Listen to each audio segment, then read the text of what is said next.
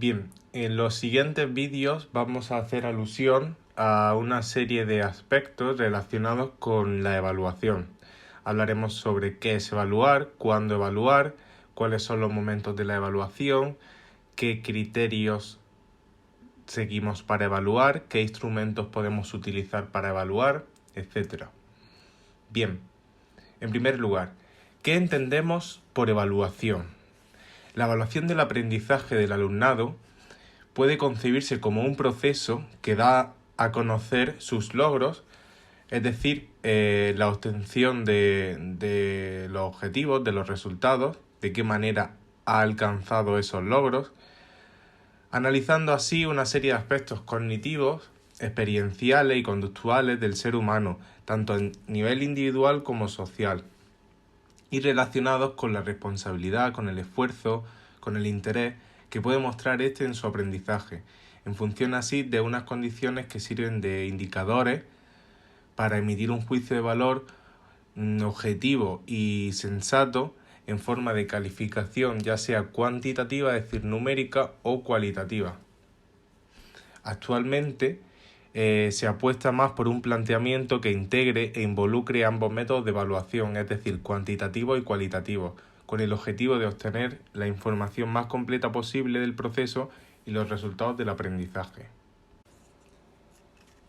¿Cómo debe ser la evaluación en educación primaria? En la legislación vigente se dice que la evaluación de la etapa de educación primaria debe ser global, continua, formativa y criterial.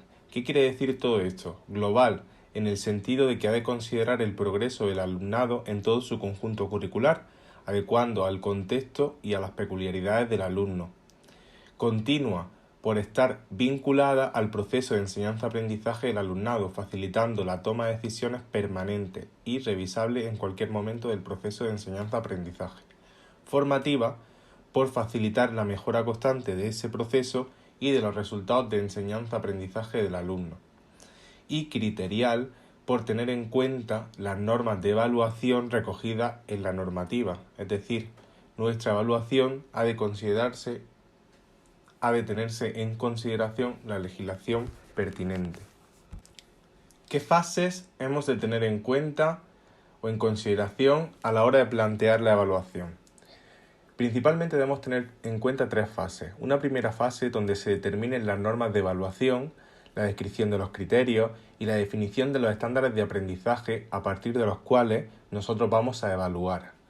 En la programación se concretarán todos los criterios y estándares de aprendizaje de cada uno de los bloques de contenido para el curso en el que nosotros estamos programando. Es decir, si en nuestro caso concreto la materia para la que nosotros programamos es primero de educación primaria en el área de matemáticas, nosotros seleccionaremos todos los criterios, todos los estándares de aprendizaje relativos al primer curso de educación primaria en esta área curricular.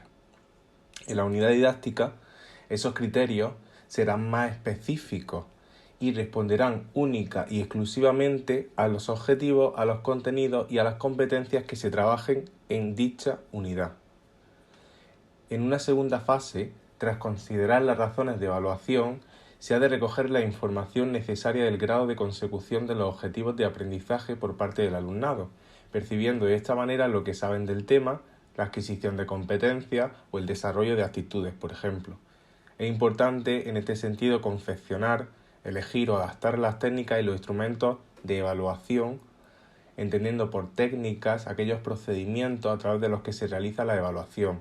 Es decir, son un conjunto de acciones que conllevan a obtener información y podemos distinguir entre técnicas de observación sistemática, de representación gráfica, de tareas prácticas y resolución de problemas, escritas, de desarrollo, objetivas, etc.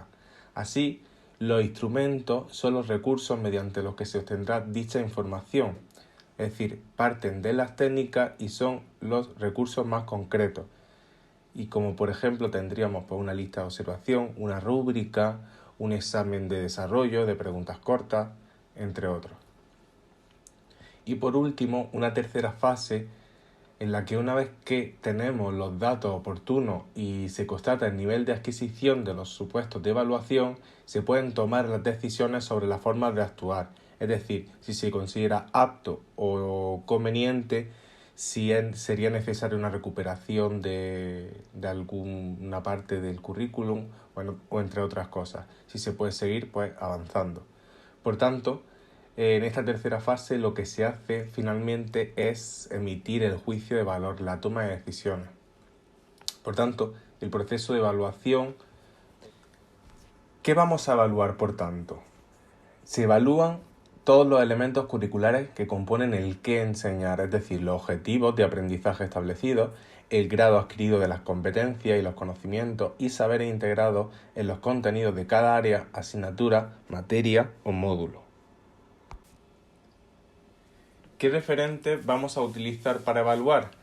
Bien, los referentes en los que se basa nuestra norma son, por un lado, los criterios de evaluación y, por otro lado, los estándares de aprendizaje. Los criterios de evaluación sirven como reguladores del proceso de enseñanza y aprendizaje del alumnado, identificando así sus resultados más o menos satisfactorios. Son principios, normas o ideas de valoración que sirven para emitir un juicio sobre el objeto evaluado, en este caso sobre el alumno, haciendo posible que se perciba lo que en este caso el estudiante conoce, comprende y sabe hacer. Describen lo que debe conseguir el alumnado, lo que se quiere valorar, lo que se quiere conseguir en cada asignatura o materia para la consecución de los objetivos y de las competencias clave. Por otro lado, estos criterios de evaluación se especifican y desglosan en una serie de estándares de aprendizaje evaluables que concretan lo que el alumno debe saber, saber hacer, saber ser y comprender de cada asignatura o materia. Son como los criterios, pero son más concretos y detallados. En este sentido, los estándares deben permitir graduar los logros alcanzados por el alumnado en relación a las competencias y objetivos, así como facilitar el diseño de actividades e instrumentos de evaluación.